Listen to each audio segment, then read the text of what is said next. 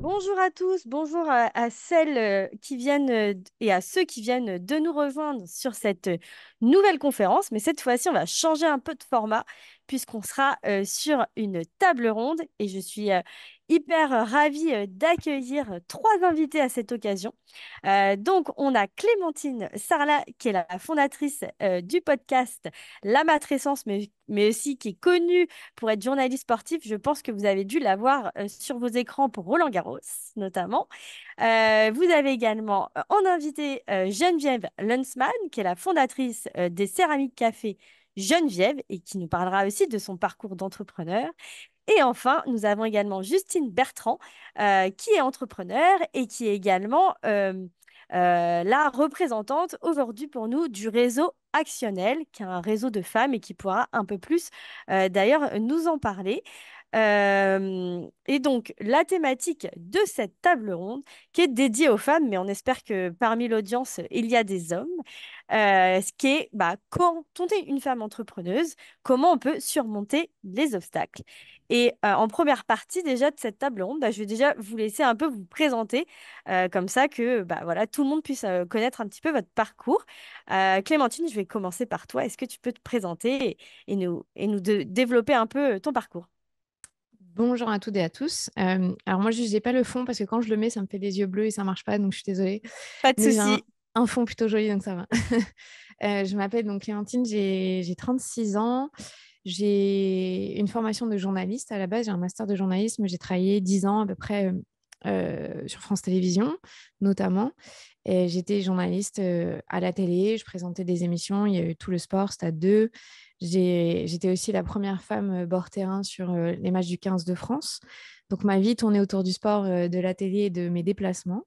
Et puis en 2017, j'ai eu ma première fille. J'ai trois filles aujourd'hui. Et mon monde a changé. Et un an après ça, j'ai démissionné pour plein de raisons, peut-être que j'évoquerai après, et notamment des discriminations liées au congé maternité à mon retour.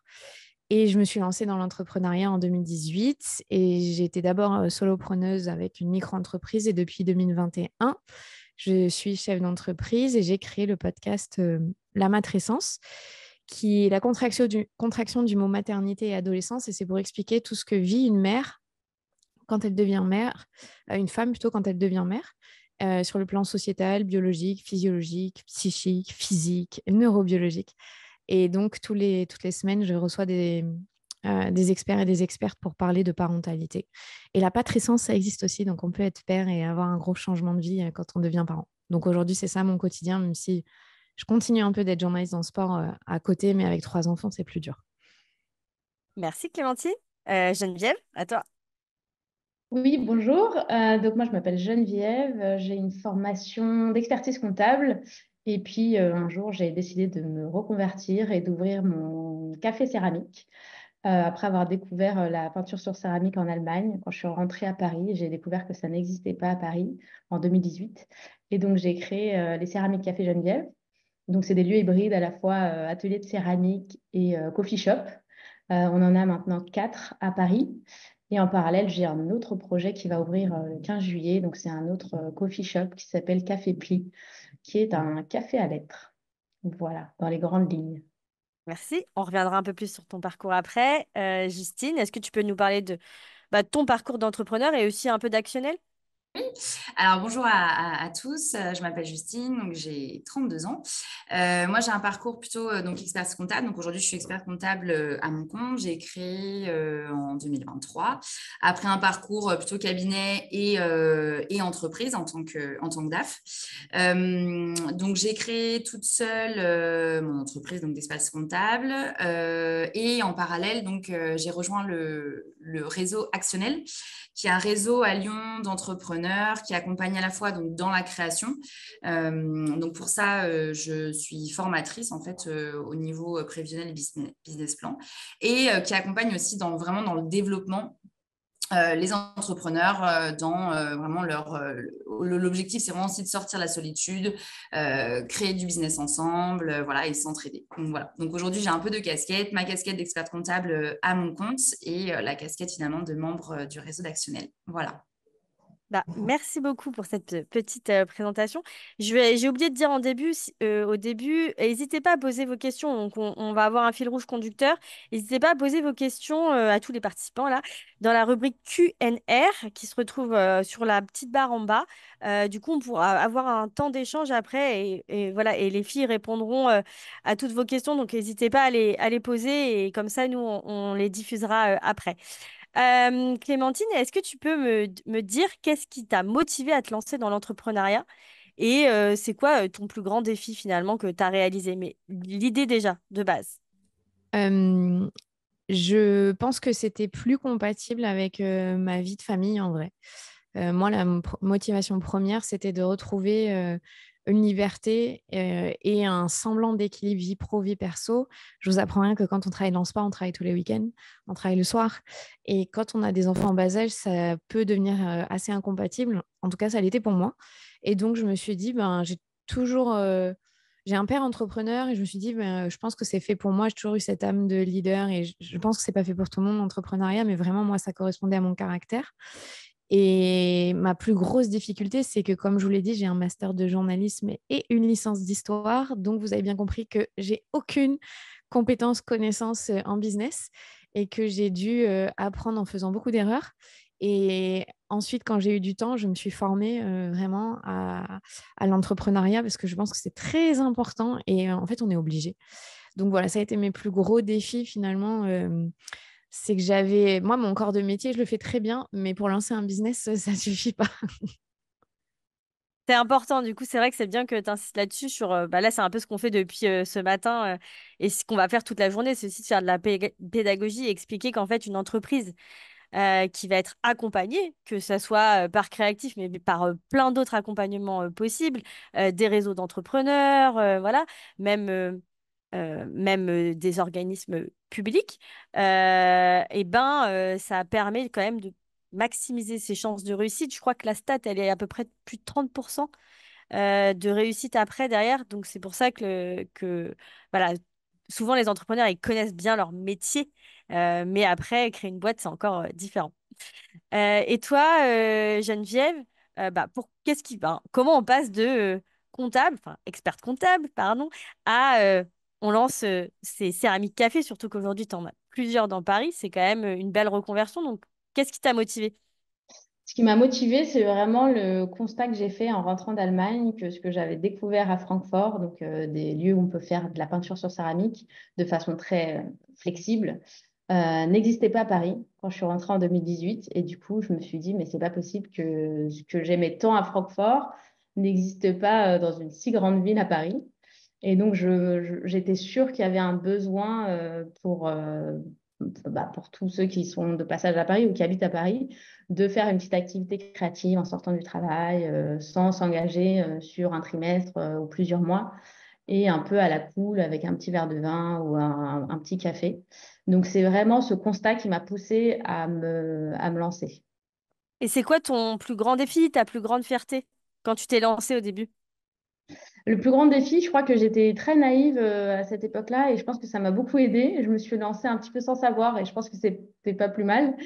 Mais heureusement, j'ai été bien accompagnée. Mais après, les obstacles, en vrai, enfin, je veux pas dire c'est le quotidien mais il y en a encore aujourd'hui. Il y a toujours des choses à relever. Enfin, à chaque fois, on a tout le temps des choses à apprendre, des nouveaux défis à relever. Mais au début, bon, moi, j'avais une casquette d'expertise comptable qui m'a élevée pour toute la partie gestion. Mais à la fois, il fallait avoir toutes les casquettes. Donc, fallait être bonne en communication, en RH, en management. Donc, il y avait plein de choses à apprendre. Donc, effectivement, l'accompagnement était essentiel. Et moi, je me suis fait accompagner par la Fondation Créative, donc du coup, que Juliette, tu connais bien. Et du coup, j'ai eu des mentors qui m'ont accompagnée avec des rendez-vous réguliers, qui m'ont aidé à prendre du recul. Surtout comme j'étais seule, c'était vraiment précieux. un petit mot sur la Fondation Créatif. Donc, c'est Créatif qui a lancé sa propre fondation pour toutes les personnes, et notamment, c'est quand même très orienté pour les jeunes qui n'ont pas d'accès au droit à la formation, comme ce que peut avoir un demandeur d'emploi, un salarié, etc., un chef d'entreprise. Vous cumulez des droits à la formation, mais quand vous êtes jeune, eh ben, vous n'avez pas eu le temps de cumuler. Et donc, du coup, on a créé cette fondation pour pouvoir aider des jeunes qui n'ont pas forcément fait d'école de commerce, etc., mais qui ont quand même envie de se lancer dans l'entrepreneuriat. Voilà, et donc on a une fondation, vous pourrez aller voir sur notre site. Et du coup, voilà, on a des parcours. Et bien sûr, là, c'est totalement gratuit. Et voilà, c'est juste limité sur l'âge. Voilà. Et toi, Justine, pourquoi tu t'es lancée? Pourquoi je me suis lancée? Alors, moi, c'est vrai que j'ai un parcours où j'ai fait du cabinet et j'ai fait de l'entreprise. Et je pense qu'à un moment donné, dans l'entreprise, en plus, je travaillais dans l'industrie, j'ai plus du tout trouvé le sens dans mes missions, le sens dans mon travail. Il faut savoir que nous, quand même, on est dans des métiers de finance, de chiffres. Voilà, c'est très cartésien. Voilà, je manquais un peu de créativité, je manquais de sens et je manquais de contact avec mes clients, avec des porteurs de projets. Voilà. Donc, du coup, j'ai décidé, on va dire, aussi de m'installer seule pour cette liberté. Je rejoins Clémentine, aussi cette liberté d'organisation, cette liberté de sens et de savoir vraiment avec qui on a envie de travailler, comment on a envie de travailler. Je pense que ça, c'est vraiment un gros plus de l'entrepreneuriat. Voilà, la liberté, elle est limitée, hein, parce que bien évidemment, on a des contraintes voilà, quotidiennes de salariés, de clients, d'organisation aussi. Mais je pense que cette liberté de se dire que on peut quand même suivre aussi nos valeurs profondes. Ça, c'est une vraie chance. Et puis, je suis aussi dans une famille où il y a beaucoup de personnes dans l'entrepreneuriat. Et finalement, je crois que c'est un peu une fibre, en fait, finalement aussi, je dirais, quand on vient d'une famille où cet entrepreneuriat est très présent.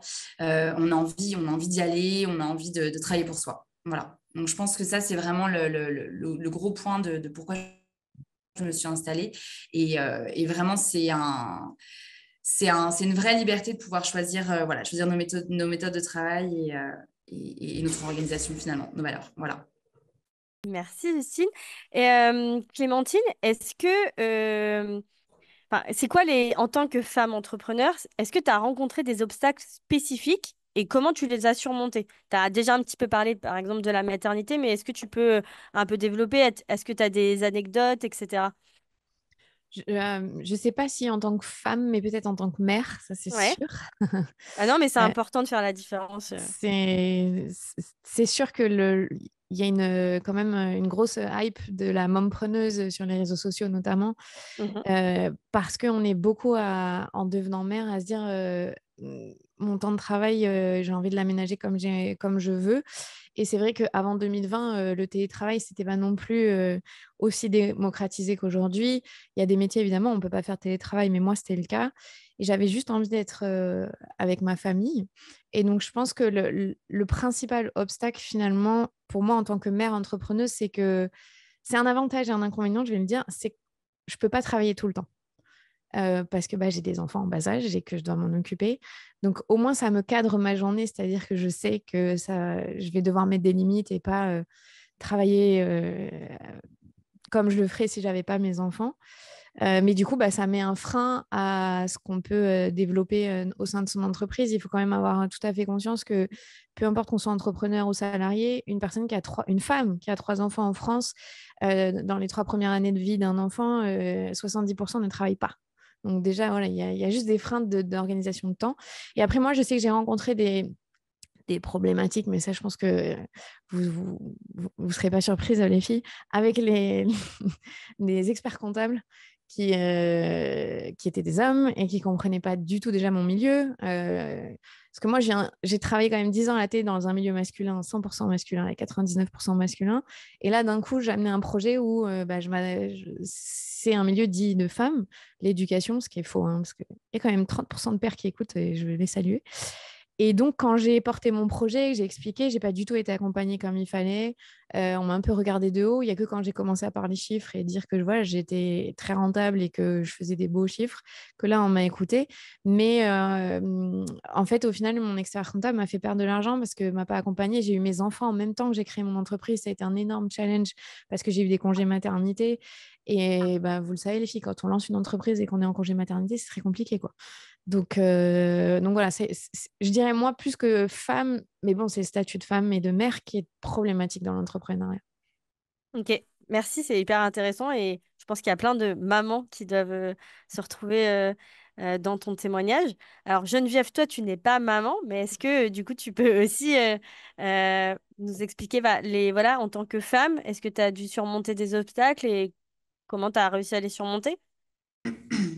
Oui, bah, des obstacles, il y en a, mais moi, c'est vrai que j'ai fait le choix, au contraire de Clémentine, que je comprends très bien, j'ai pas d'enfant, donc du coup, je me consacre à 3000% dans mes projets d'entrepreneuriat, et j'aime les défis, j'aime ouvrir des nouveaux céramiques café, c'est pour ça d'ailleurs que je monte aussi un autre projet à côté. C'est Alors, tu vraiment, as combien de céramiques café? Il faut quand même que tu le dises. Et tu as j'en combien de personnes maintenant avec toi? On a 4 céramiques café, on en a grandi un en ce moment. C'est une news complètement nouvelle. S'il y a des clients qui m'écoutent, personne n'est au courant, à part mes équipes, bien sûr. Mais voilà, 4 plus un agrandissement en cours et j'ai le Café Pli qui ouvre en juillet. Donc vraiment, je me réalise par voilà, réaliser des nouveaux défis et développer mon entreprise. On est 45 à peu près salariés maintenant sur le Céramique Café. Et c'est vrai que du coup, je prends plaisir à travailler même le week-end, même le soir, mais c'est vraiment mon choix. Peut-être que demain, si je fais le choix d'avoir des enfants, je réorganiserai tout ça. Mais aujourd'hui, voilà, c'est vraiment mon travail passion, quoi. Donc, je consacre pas mal de temps là-dessus. Je fais Est-ce pas que que tu ça. est-ce que tu arrives à quand même trouver un équilibre entre ta vie pro et ta vie perso ou c'est quand même très focus sur ta vie pro? Après, ça se mélange parce que comme c'est quelque chose que j'aime, voilà, ça ne me dérange pas de travailler sur mes projets. Après, il faut quand même couper et heureusement, j'ai des gens qui me le rappellent, mes amis ou mon copain. Mais les 3 premières années ont été quand même très difficiles et j'ai dû quand même être à 2000% et travailler beaucoup par jour et par semaine. Donc, c'était en continu, surtout que c'est des boutiques physiques, donc je me devais d'être présente euh, et d'être là, de faire toute la tranche horaire, quoi. Donc, ça a été compliqué les 3 premières années, je ne peux pas mentir. Mais après, c'est le choix que j'ai fait. Et après, une fois que j'ai pu recruter, déléguer, ça a été un petit peu mieux après les 3 ans. Sachant que pendant les 3 ans, il y a le Covid. Donc, je pense que ça ne m'a pas aidé. Mais c'est vrai que à partir de la 4e année, c'était beaucoup mieux. Et aujourd'hui, je considère que j'ai un équilibre vie pro, vie perso qui est le mien, qui convient peut-être pas à tout le monde, mais en tout cas qui me satisfait aujourd'hui. Merci. Et toi, Justine, est-ce que en tant que femme, tu as dû surmonter des obstacles et est-ce que tu t'es confrontée à des obstacles? Comment tu as réussi à les surmonter? Est-ce que tu as mis en place des stratégies? Alors, je dirais pas qu'en tant que femme, parce que c'est vrai que moi, j'ai pas eu l'impression, en tout cas, que mon statut de femme m'ait empêché ou de créer, ou de me développer, ou de trouver des partenaires ou des clients. Je suis dans un métier, pourtant, je suis dans un métier globalement aussi d'homme, plutôt d'homme en plus proche de la retraite, donc c'est pas évident quand même d'être une femme jeune dans ce métier-là, mais on est toute une nouvelle génération et je crois justement aussi à cette nouvelle génération. Et, et justement, notre objectif, c'est aussi de comprendre des projets comme celui de Clémentine. Et je pense qu'en tant que femme, on a toute notre place dans le monde de l'expertise comptable pour justement aussi répondre peut-être à des besoins de créateurs et d'entrepreneurs qui n'ont plus ce retour d'expérience, voilà, d'experts comptables très axés chiffres, très axés finance et qui finalement ne comprennent pas le projet et l'essence finalement de leur client. Donc, je dirais aujourd'hui que c'est plus une... Enfin, moi, je l'ai plus pris comme une chance d'être une femme parce que finalement, je cible des personnes qui me ressemblent énormément. Je cible aussi les personnes avec des vraies valeurs. Je crois qu'aujourd'hui, je comprends aussi mes clients qui ont une famille, qui ont qui traversent un congé maternité, qui traversent des besoins X, Y ou d'autres problématiques qui viennent vraiment en dehors de leur entreprise, parce qu'aujourd'hui, on sait très bien que quand on est expert comptable, on accompagne l'entrepreneur dans sa vie professionnelle, mais finalement, sa vie personnelle impacte tellement sa vie professionnelle qu'on est aussi quand même un petit peu finalement le bras droit. J'ai eu la chance aussi de ne pas avoir à demander de financement, donc ça, je sais que c'est souvent un sujet quand on est femme, l'accès au financement. Il ne faut pas hésiter dans ces moments-là à se faire accompagner aussi par des fondations, des associations, des réseaux d'entrepreneurs qui peuvent vous aider. Et notamment Actionnel peut aussi aider justement dans ce réseau de femmes à avoir accès à du financement et en tout cas avoir la posture pour pouvoir bénéficier de financement, de formation ou intervenir dans des réseaux divers. Voilà. Est-ce que toi, Geneviève, tu as eu des difficultés pour obtenir des financements? Puisque quand on lance des boutiques, on part forcément avec déjà un gros investissement de base. Donc, est-ce que toi, tu as eu des difficultés pour accéder à un prêt, etc.? Oui, ça a été compliqué pour ma première boutique. Pour le premier céramique café, j'ai eu, je pense, 6 refus bancaires avant de tomber sur une banque qui veut bien me financer. Je dirais pas ouvertement comme ça que c'est parce que je suis une femme que j'ai pas eu de prêt. Je pense pas. Je pense plutôt que mes interlocuteurs dans les banques étaient des hommes et ne comprenaient pas le céramique café. C'est vrai qu'on a une clientèle qui est à 95% féminine aujourd'hui, donc ça parle plutôt aux femmes. Donc là, c'est plus, est-ce que si en poste à responsabilité dans les banques, il y avait eu plus de femmes, ce serait mieux passé? C'est la question, mais bon, c'est plus une question de la société. Mais aujourd'hui, maintenant que les céramiques café tournent un peu mieux et que les banques peuvent avoir un retour avec des bilans plus chiffrés, là, plutôt, je rentre dans la case, ils sont contents de m'avoir pour leur quota de femmes parce qu'ils aiment bien essayer en tout cas d'avoir une équité femmes entrepreneurs et hommes entrepreneurs. Donc là, ça joue plutôt en ma faveur aujourd'hui, je pense. Clémentine, tu as un truc à rajouter là-dessus? Non, non, je trouve ça drôle. En gros, j'ai cette sensation que dès que tu parles de chiffres, dès que tu parles d'argent, de business, mais pas d'idées, là, oui, les hommes sont réceptifs dans le monde de l'entrepreneuriat. Mais et je suis intervenue sur une conférence sur les femmes entrepreneurs lundi.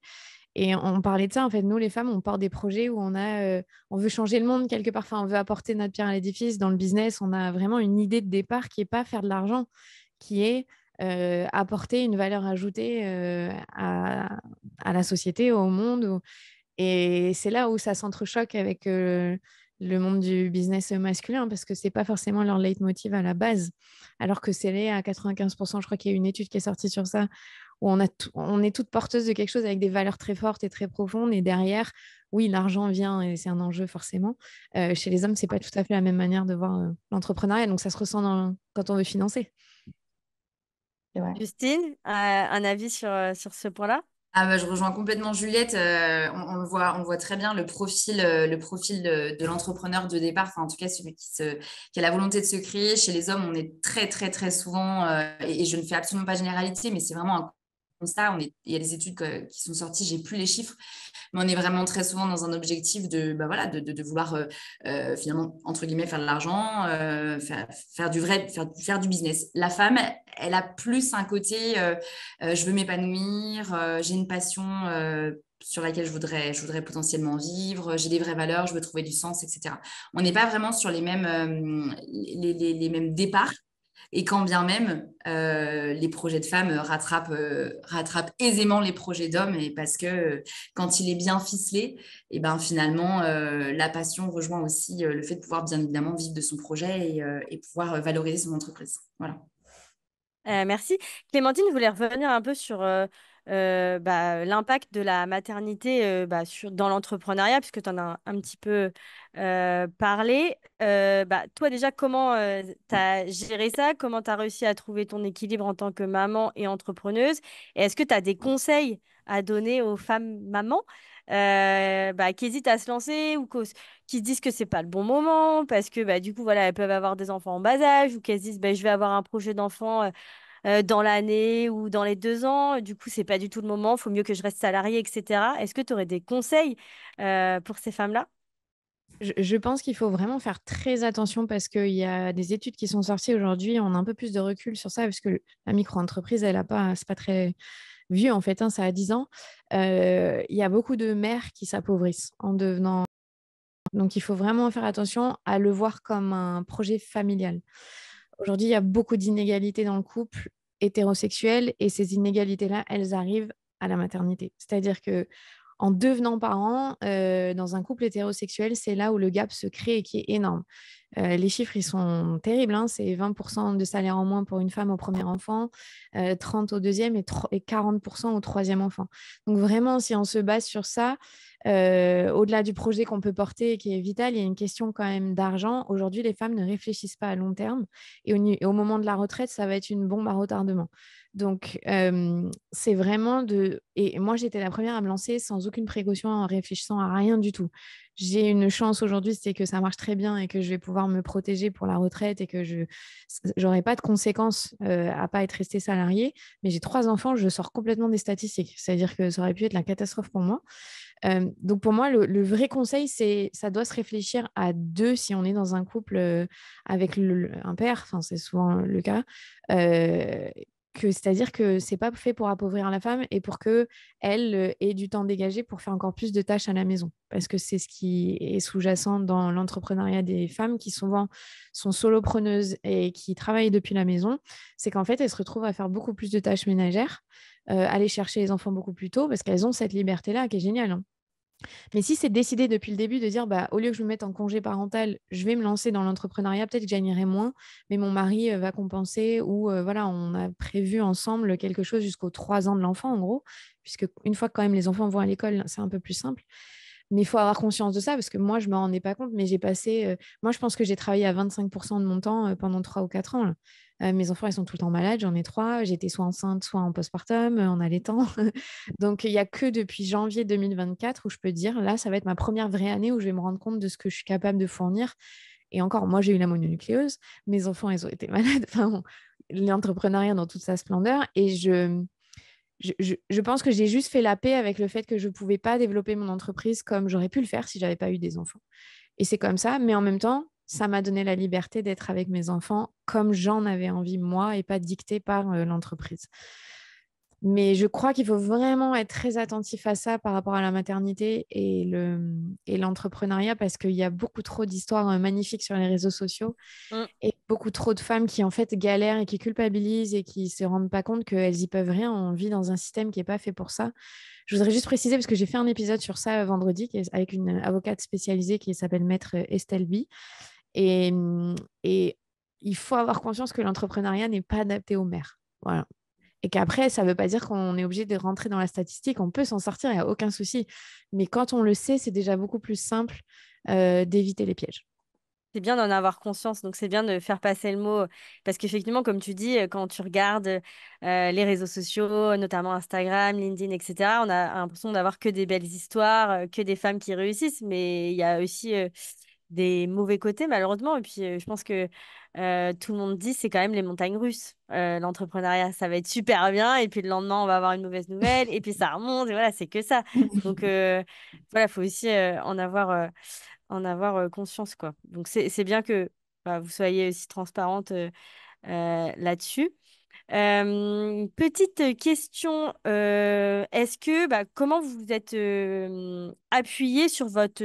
alors, Clémentine, tu parlais bah, le fait que toi, pour toi, c'était hyper important d'avoir le soutien de la famille, Mm. notamment du conjoint, parce que sinon, quand on a des enfants, c'est compliqué si le conjoint est pas présent et ne soutient pas le projet. Mais est-ce que, bah, déjà, votre avis là-dessus, peut-être Geneviève et Justine?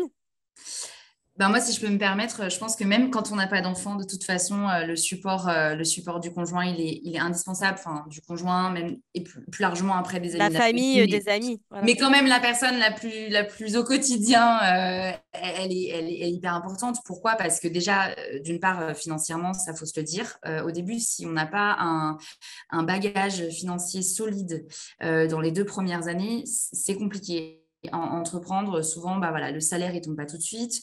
On a besoin d'investissement, etc.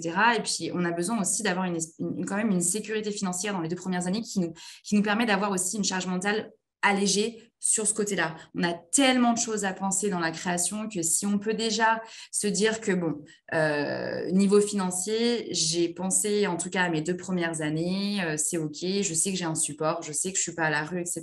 Et ça, c'est indispensable d'en parler.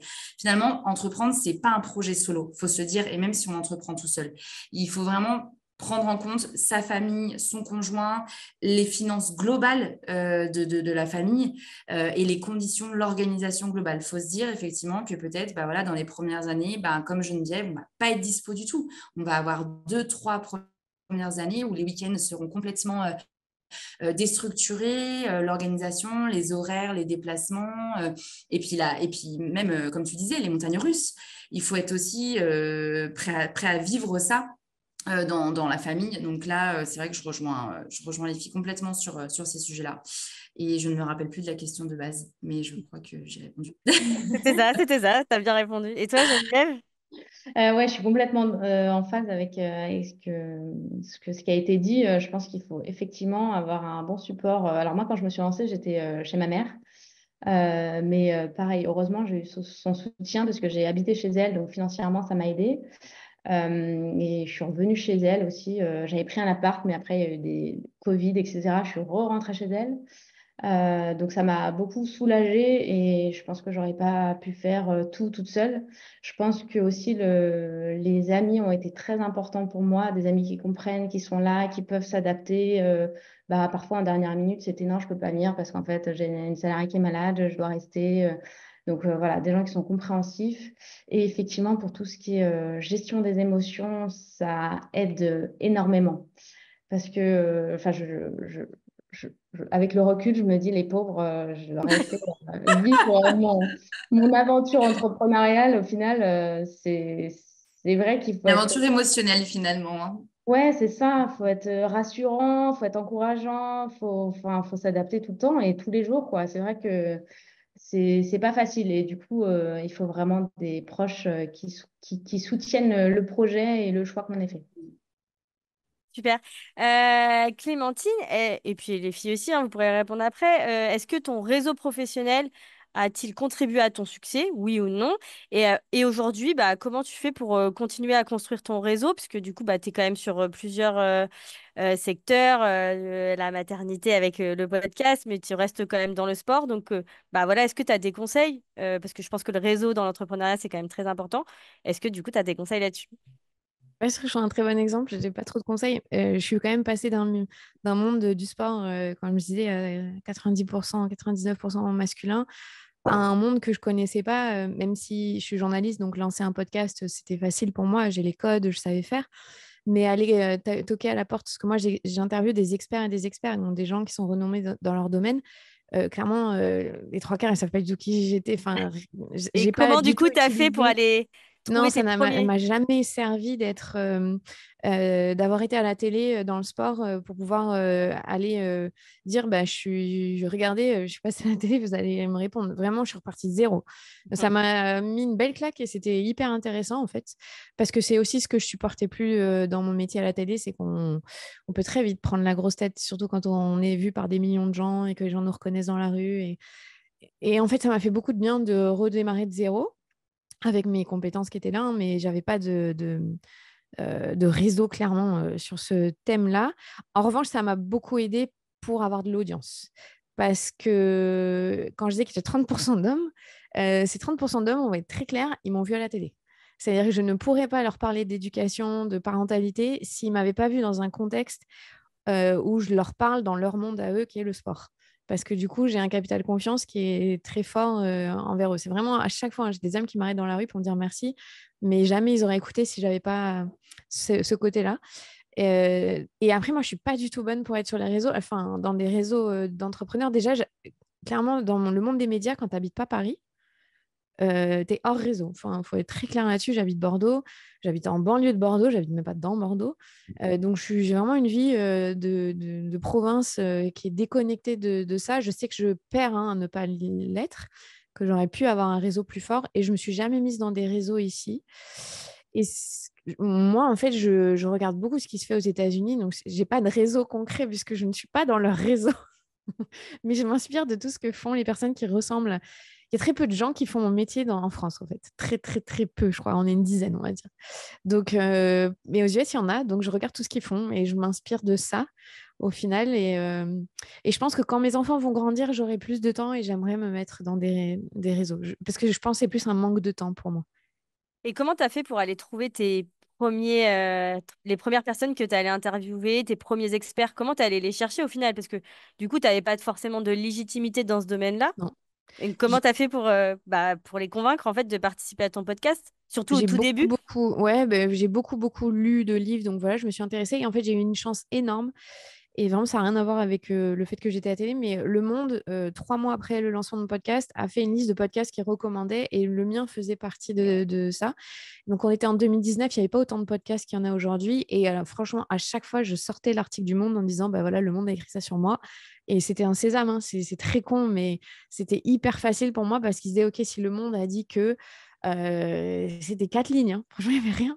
Et je pouvais du coup enclencher le. Et après, j'ai eu une experte qui a fait exploser tout. Et derrière, j'ai pu avoir une aura ou en tout cas une légitimité de le faire. Et j'ai oublié juste de mentionner sur le réseau, on a quand même un groupe de podcasteurs indépendants en France où on est une quarantaine dedans qui sommes les podcasteurs ouais, les plus écoutés en indépendant.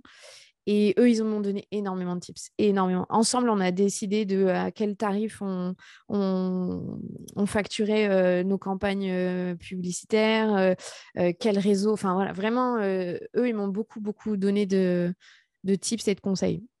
Mais Comme c'était quoi, pas WhatsApp. 4 lignes dans le monde, ça peut faire la différence. Franchement, ouais, je sais pas si c'est le cas pour vous dans vos domaines, mais c'était pas grand-chose, mais ça a tout changé. Mais du coup, c'était parce que tu as fait toi-même des relations presse ou c'est vraiment, Ah non, tu non, as non, eu. je ne sais pas qui est cette personne qui a écrit sur moi. J'ai découvert, je m'étais mis une alerte sur mon podcast au cas où, parce qu'on fait ça dans le journalisme. Quand j'ai vu ça, j'étais, ah, trop bien. Mais mon podcast, ça avait 3 mois, hein, donc c'était il y a 5 ans, tu vois. Et vraiment, ça, oui, ça m'a énormément aidé. Et toi, Geneviève, est-ce que tu as eu un petit truc qui a fait que tu as gagné aussi en visibilité? Parce que tu avais quand même un concept qui était tout nouveau à Paris. Donc voilà, comment tu as fait aussi est-ce que tu as fait jouer ton réseau? Est-ce que tu as fait des campagnes de RP, etc. Oui, alors moi, j'avais pas de réseau, enfin, pas spécialement. Personne qui entreprend autour de moi, dans ma famille, mais Tu viens pas d'une famille d'entrepreneurs. non, non, non. Mais du coup, j'ai démarré de zéro et bah, ça a marché beaucoup avec les réseaux sociaux, en fait. Instagram m'a beaucoup aidé et c'était nouveau. Donc, à Paris, ça a bien plu et ça a pris tout de suite. J'ai eu quand même un relais presse tout de suite parce que dès qu'il y a un petit truc sympa à nouveau qui ouvre, bah, il y a toute la presse ou les articles ou l'influence aussi qui m'a beaucoup aidé. Et après, ça a été bouche à oreille beaucoup, beaucoup parce que bah, les clients viennent, ils créent quelque chose, ils le montrent, ils s'en sont fiers, donc ils en parlent d'autant plus. Ils reviennent avec d'autres gens. Donc, du coup, ça s'est développé pas mal comme ça. Après, ça n'a pas été du jour au lendemain, mais ça a pris plutôt assez vite quand je regarde avec le recul. Et toi, Justine, qu'est-ce que ça t'a apporté le réseau Actionnel? Donc, c'est un réseau de femmes entrepreneuses. Eh ben, beaucoup, beaucoup, parce que à la base, moi, quand je me suis créée, en fait, je me suis inscrite à la formation création d'entreprise d'Actionnel avant finalement d'être formatrice au sein de ce même parcours. Parce que finalement, et malgré que je sois finalement expert comptable et que j'accompagne les entrepreneurs dans leur création et dans leur développement, j'avais ce manque je pense, quand on est seul, on met le pied vraiment dans un inconnu quand même, mine de rien. Et en fait, d'avoir été dans un parcours de formation et Créatif le fait aussi, ça permet d'être en groupe, ça permet de vraiment d'aborder tous les sujets que sont le marketing, la com, le juridique, la compta, le business plan, etc. Enfin, l'assurance, la protection sociale, tous ces aspects-là qui sont complètement nouveaux quand on sort du salariat. Et c'est surtout, ça permet vraiment d'avoir un élan de création. On est motivé, on est en groupe, on a un réseau, on rencontre plein de personnes qui sont exactement dans la même situation que nous, donc on est compris en fait. Et ça, je pense que c'est un vrai plus d'être dans un réseau. On peut partager finalement nos questionnements, nos hauts, nos bas. À des personnes qui nous comprennent, qui sont dans la même situation que nous. Donc moi, Actionnel, ça m'a vraiment aidé pour le démarrage. J'ai fait une formation sur à peu près 4 mois qui finalement m'a mis le pied à l'étrier et ça m'a motivée, ça m'a beaucoup motivée. Après, le réseau Actionnel, là aujourd'hui, je le vois complètement différemment parce que je le vois plus comme un réseau qui m'accompagne dans mon quotidien, dans mon développement. Je fais partie, ce qu'on dit d'un club win, c'est en fait on se voit une fois toutes les 2 semaines et en physique. Et ça, c'est important de maintenir, à mon avis, quand même le lien physique parce qu'aujourd'hui, on est quand même beaucoup, beaucoup en visio, mais ce lien physique, il est complètement différent. Voilà, on déballe un petit peu notre météo du jour, nos questionnements, nos problématiques, on crée des synergies, on est hyper bienveillante et on est une vingtaine de filles à se voir tous les 15 jours sur des métiers complètement différents. Et ça, c'est la force d'un réseau, vraiment. L'entraide, la bienveillance, l'écoute, voilà. Et on est très transparent, chose qu'on ne peut pas être avec nos salariés, nos clients, nos partenaires. Là, c'est complètement autre chose. On a vraiment cette transparence, on peut être nous-mêmes et ça fait du bien. Ça fait du bien. Donc, je conseille vraiment adhérer à des réseaux si vous avez le temps. En revanche, ça prend du temps. Et là, je rejoins complètement Clémentine. C'est très, très prenant en temps, c'est assez chronophage, mais ça fait du bien. Merci Justine. Clémentine, c'est quoi tes projets, les défis à venir pour continuer à développer ton podcast ou voilà, est-ce que tu peux nous en dire un peu plus? Bah, Comment tu tu vois vois, les choses? pendant, pendant 3 ans et demi, j'ai été seule. Donc, j'ai pris quelqu'un au départ juste en presta extérieur. Et cette personne, ça fait un petit moment qu'elle est avec moi. Et là, je l'ai embauchée. Donc, c'est ma première salariée. Donc, j'en suis pas à 40, mais j'irai jamais à 40. Il n'y a aucun Félicitations. besoin à ça.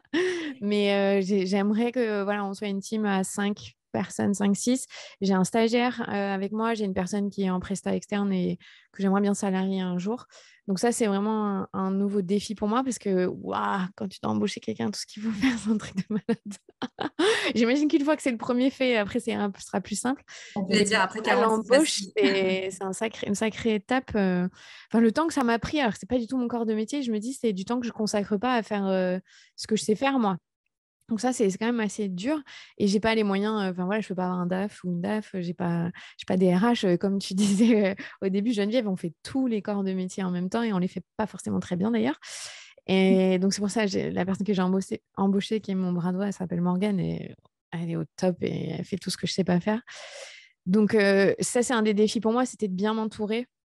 Parce que c'est dur quand on a un projet entrepreneurial de confier, c'est son bébé hein, quand même, de lâcher les rênes et d'avoir confiance, surtout sur une toute petite entreprise comme la mienne. Là, moi, vraiment, elle a accès à tout, donc il faut être dans une relation hyper saine et sereine. Et en même temps, je trouve ça génial parce que ça fait grandir ensemble l'entreprise. Et moi, les prochains trucs, c'est qu'on lance une formation à la rentrée, on fait une retraite en octobre, on va on fête les 5 ans du podcast, donc on va organiser un week-end en mode festival pour les parents, pour les enfants. On espère juste que cette goutte froide qui pourrit le temps de la France ne sera pas là un week-end où je vais le faire. Et donc voilà, ça, c'est mes objectifs. En fait, c'est de diversifier déjà les sources de revenus parce que clairement, en plus, c'est ultra tabou dans le milieu dans lequel je suis. Moi, je parle à des parents, donc on t'accuse tout de suite de faire de l'argent sur le dos des parents qui sont vulnérables, ça. Mais c'est une réalité qu'il faut vivre, hein. Il faut que je sois viable, donc il faut que je trouve des moyens de diversifier mes sources de revenus puisqu'elles ne sont que via le sponsoring aujourd'hui. Donc, je dépends de gens et je n'ai pas envie de dépendre indéfiniment du sponsoring sur mon podcast. Et déjà, ça fait pas mal parce que j'ai encore quand même 2 enfants Ah, qui ont c'est moins clair. de 3 ans. Et qui ne dorment pas. Et puis, tu vois, ça, c'est une vraie composante. Je pense que c'est un des trucs dont on ne parle pas du tout. Mais quand on a des enfants, c'est un peu la loterie sur le sommeil. Il y a des enfants qui dorment très bien. J'en ai 3, donc je peux le dire. Il y en a qui dorment très mal. Et moi, sur une de mes 3 filles, il y a mon cousin qui écoute là, donc il sait. J'ai une de mes 3 filles qui ne dort pas et qui a bientôt 4 ans. Et donc, ça fait 4 ans que je ne dors pas. Et je peux vous dire que c'est très compliqué de gérer une entreprise quand on n'a pas ces fonctions cognitives qui marchent comme il faut. Il y a des jours, je le suis très honnête, il y a des jours, je ne peux pas travailler. J'ai pas dormi de la nuit, elle m'a réveillée toutes les demi-heures. Je ne peux pas travailler. Et donc, je sais aussi que elle commence à bien dormir, là. On est au bout de 4 ans. Donc, j'ai hâte de retrouver juste mes capacités en fait neuronales pour être efficace parce que c'est pour ça aussi qu'il faut le dire pour les mères. Enfin, même un père qui entreprend et qui est réveillé toutes les nuits, je suis désolée, il y a un moment, c'est pas gérable en fait. Enfin, on peut pas être dans la performance qui est attendue dans une société capitaliste. Il faut se dire que quand on entreprend en tant que mère, le temps il est long, il va être différent. Voilà. Bon, c'était J'ai mon expérience. d'ailleurs une petite question comme ça d'une Vas-y. personne du chat qui dit: quel conseil donneriez-vous à une maman 100% solo pour quitter le salariat et franchir le pas de l'entrepreneuriat? Bah, j'ai été, donc dans mon histoire personnelle, fait que j'ai été mère solo pendant 9 mois avec 3 enfants en bas âge. Bah, j'ai été en arrêt maladie pendant 3 mois parce que je pouvais pas en fait. Il y a un moment, je pouvais pas, je dormais pas, je pouvais pas gérer mes 3 enfants à 80% parce qu'on n'était pas en garde partagée. Et survivre, c'était pas possible. J'ai cru que j'allais crever. Donc, une maman solo, ça dépend de beaucoup de choses. Est-ce qu'elle est solo-solo ou est-ce qu'elle est en garde partagée? Parce que là, c'est pas la même chose. Combien elle a d'enfants? À quel âge ont les enfants? Il y a vraiment des paramètres à prendre en compte qui sont très forts par rapport à la réussite. Après, c'est ce que j'ai dit. Moi, je pense qu'il faut que les femmes, elles sachent ça et qu'après, elles sortent des statistiques. On n'est pas obligé d'être une statistique. On peut toujours faire mieux, mais on part quand même pas avec, on part avec des boulets au pied. Faut en avoir conscience, c'est tout. Et c'est pas pour ça que c'est pas possible. Hein. Vraiment, je sais que là, j'ai parfois un peu un discours pessimiste parce qu'il y a eu tellement de discours de c'est génial, c'est la liberté, surtout pour les femmes avec des enfants, c'est trop cool, oui. Mais il y en a beaucoup qui finissent en burn-out. Donc attention. Mm. Question pour Geneviève: combien de temps as-tu mis pour ouvrir ton premier céramique café? J'ai mis 1 an entre la période enfin, le moment où je suis rentrée d'Allemagne et où j'ai eu l'idée et le moment où j'ai ouvert le premier céramique café. Donc, Et une, entre-temps, et une pardon. petite question: combien de temps t'as mis à te verser ton premier salaire? Alors, j'ai eu la chance d'avoir le chômage pendant 2 ans, où donc je ne me suis pas versé de salaire pendant 2 ans. Et après, il y a eu le Covid, donc ça a été une autre histoire que j'ai déjà oubliée, parce que ça me fait du bien d'oublier cette période, mais où il y avait des aides et de toute façon, j'avais moins de charges, etc. Enfin, j'avais moins de salariés, etc. Et du coup, je me suis versé un salaire après le Covid, donc je dirais au bout de 3 ans, mais parce que le contexte était aussi particulier. Et il y a une autre question: comment t'as financé l'ouverture? Est-ce que c'était avec un emprunt bancaire? Oui, notamment, mais pas que. Emprunt bancaire. Alors, j'ai cumulé tout ce que je pouvais, hein, pour avoir de l'argent pour financer mon projet. J'ai fait un emprunt bancaire, j'ai fait du crowdfunding sur une plateforme Ulule, en l'occurrence. J'ai fait du crowdfunding sur le chiffre d'affaires, donc sur une plateforme qui s'appelle We Do Good, qui est hyper intéressant, que je recommande. Et j'ai fait un prêt d'honneur plus un peu d'argent perso. Une autre question pour Clémentine: tu évoquais des erreurs de ton comptable qui avait fait notamment pendant les congés maternité. Est-ce que tu peux nous en parler?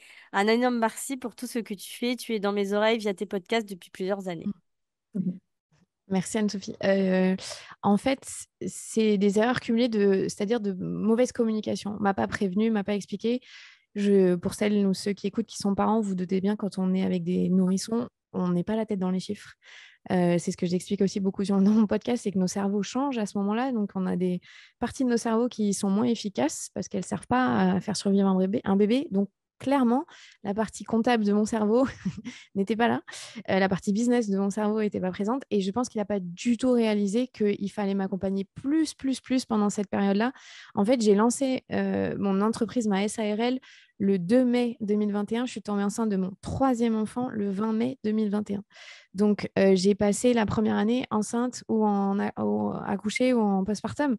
Donc, mais vraiment, c'était ma première année de vrai entrepreneuriat parce que je n'étais pas en micro-entreprise, donc c'est d'autres contraintes. Enfin, j'étais pas moi-même, c'était mon troisième enfant, j'étais au bout de ma vie. Si j'étais salariée, j'ai 6 mois de congé maternité au troisième enfant. Et il y a eu zéro accompagnement. Donc, du coup, j'ai eu un rattrapage d'impôts qui m'a fait très, très mal. Bon, j'avais la trésorerie, c'était pas grave, mais qui m'a beaucoup surprise. Et il m'a dit oui, mais c'était en 2021. Je dis, mais vous pouviez pas me prévenir en fait. Ah bon. Et en fait, c'est juste une méconnaissance de ma situation, de se rendre compte qu'en fait, je ne peux pas je ne suis pas dans une situation normale, en fait. En lançant mon entreprise enceinte, c'était vraiment difficile. On a quelqu'un qui nous dit que le rapport sur l'état du sexisme de l'État note que 40% des femmes ont déjà changé leur comportement ou décidé de ne pas faire quelque chose, comme par exemple lancer son projet d'entreprise, par peur de la réaction des hommes et du sexisme. Vous en pensez quoi de ce chiffre immense? Vas-y Clémentine, et puis peut-être que les filles... Non, mais moi, j'ai parlé. Vas-y, Justine. Euh, qu'on n'ait pas lancé par peur de réaction ou de sexisme, tu Ouais. penses? Ouais. C'est un fait. Je pense qu'on ne lance pas aussi par peur tout court. Je crois que la peur, elle est quand même assez présente chez la femme parce que voilà, on est sur pas mal de fronts finalement, que ce soit familial, amical, dans la vie, etc. C'est un chiffre qui est très très élevé et justement, je pense qu'il faut en fait, là-dessus, j'ai deux avis. Je pense qu'il faut dire qu'il y a un vrai sujet où effectivement, l'entrepreneuriat, ça fait peur et c'est réel. Et c'est bien d'en avoir peur parce que quand on a peur, on est conscient finalement des difficultés qu'on va avoir. Et ne pas se fier au réseau en disant waouh, c'est génial, on est libre, on va faire tout ce qu'on veut, etc. Non, ça ne marche pas.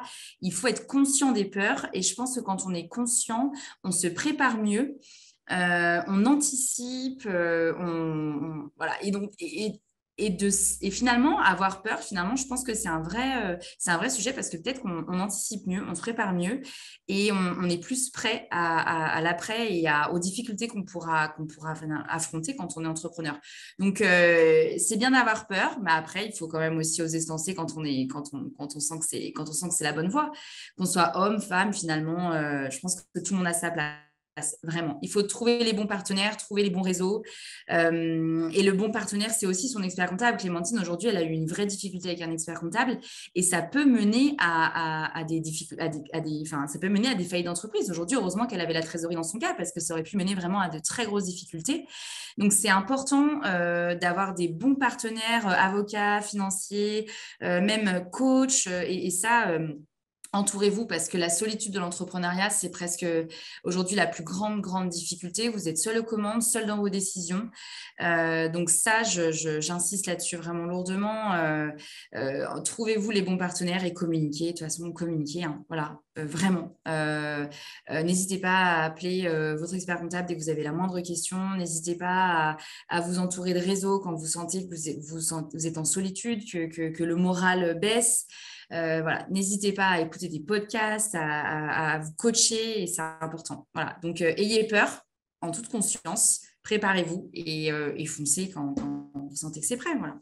Je rajoutais juste, il y a un livre qui vient de sortir qui a été écrit par Morgane Dion, je sais pas, qui a fondé Plan Cash, qui est un média féminin pour les finances. Et le livre, il s'appelle Les gentilles filles ne réussissent pas.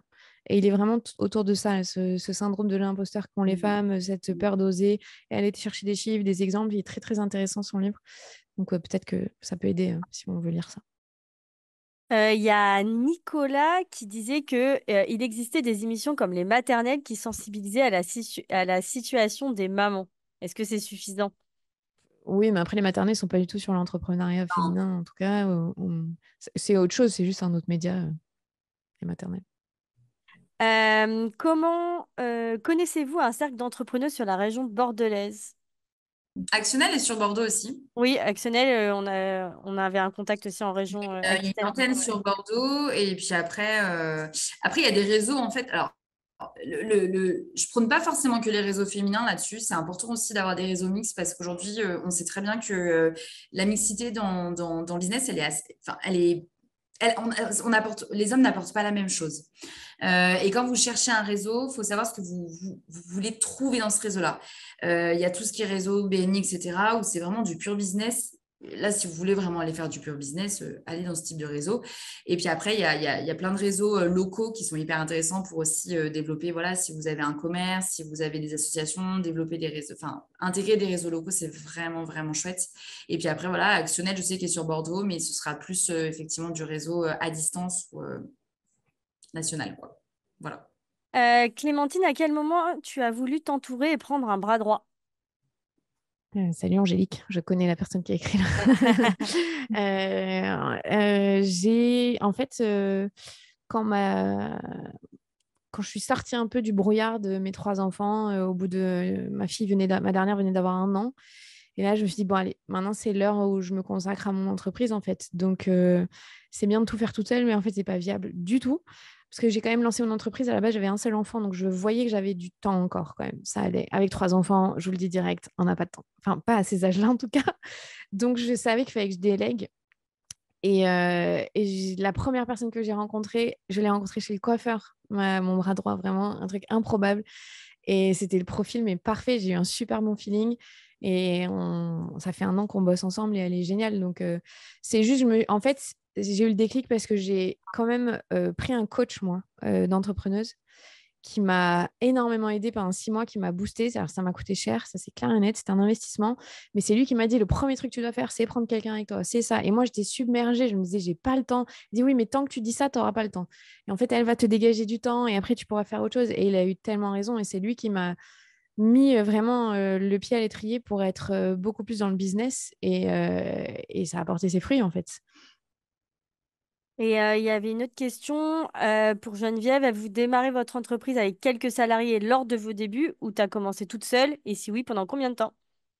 J'ai commencé directement avec une salariée à temps complet parce que les horaires faisaient que de toute façon, je ne pouvais pas assurer toute seule. Aussi parce que nos boutiques peuvent accueillir jusqu'à 35 personnes. Donc, c'est pas une seule petite salle. Donc, enfin, c'était compliqué. Je ne pouvais pas laisser la caisse devant et être avec un client à l'arrière, etc. Donc, il fallait au moins qu'on soit deux. Et après, j'ai recruté quelqu'un d'autre, mais je ne saurais pas je dirais 6 mois après, mais j'ai pris des stagiaires au début. Mais en tous les cas, j'ai pas pu commencer seule parce que ma boutique le permettait pas. Merci. Malheureusement, on va pas avoir le temps de répondre à tout parce qu'il va falloir clôturer cette table ronde. Merci beaucoup à toutes les trois d'avoir participé. C'était vraiment top d'avoir vos partages d'expérience, vos retours, etc. Sans tabou et sans langue de bois. Donc, ça fait plaisir. Merci. Et puis, voilà, sachez que voilà, Actionnel peut accompagner des femmes, tout comme Créatif sur différents aspects. Vous retrouverez Clémentine sur son podcast et ses nouvelles aventures. Et puis, je vous invite, pour moi-même l'avoir testé, à participer aux ateliers de Geneviève. Donc, c'est à Paris. Peut-être que bientôt, il y aura aussi France entière. Mais en tout cas, allez-y parce que vous allez passer un super bon moment. Merci beaucoup. Est-ce que vous avez un dernier mot Merci. pour la fin? Juste, on me demandait la référence du livre, c'est Oui, Morgane Dion, Les gentils filles ne réussissent pas. C'est sorti là au mois de mai. Donc, voilà, super. j'ai eu 3 questions sur ça. Oui, j'ai vu, j'ai vu, Voilà. j'ai vu. Et merci On allait, beaucoup. on Merci allait le à vous. mettre dans le chat. Merci beaucoup. Merci. Merci. Au revoir. Au Merci. revoir. Au revoir. Chouette. En tout cas, ravie d'avoir fait vos connaissances. Je suis super Ouais. contente de rencontrer Moi, quand tu veux pas ouvrir à Bordeaux un régulièrement café? des. Si, j'aimerais bien. Franchement, j'aimerais Mais bien. ouais, à Lyon. Je note, je note. Moi, j'aimerais bien, mais pour l'instant, c'est vrai que c'est plus simple à Paris, mais ce sera un autre challenge à relever. Pourquoi pas? Mais si vous êtes de passage à Paris, envoyez-moi un Ah petit ouais, non, message. j'irai avec plaisir. Ah bah avec grand plaisir. Je connaissais pas du tout, tu vois, et avec grand grand plaisir. Et avec les enfants aussi, d'ailleurs, Clémentine, si tu veux venir avec tes 3 enfants. Alors, je t'éviterai mes 3 enfants. La grande, parce que les 2 autres, si tu veux un carnage, il y a pas de problème. Ok, bon, tranquille. Je pense qu'il y a un âge où quand même, vaut mieux te prémunir et te dire que c'est pas fun. Ça se fait, hein, franchement, ça se fait. Mais bon, après, ça dépend de toi si tu veux une petite pause. C'est ça. Non, non, mais avec ma grande, tu vois, ma grande, elle a bientôt 7 ans. C'est Ah oui, hyper ça possible. va. Ouais, ouais, carrément. Il y a Bah, un avec âge où plaisir, c'est possible. envoyez-moi un petit message si vous êtes de passage à Ok. Paris. Ben, merci, c'était Avec super cool. plaisir. Merci, Evie. Merci Merci à beaucoup. vous. Merci, Salut. à bientôt. Salut.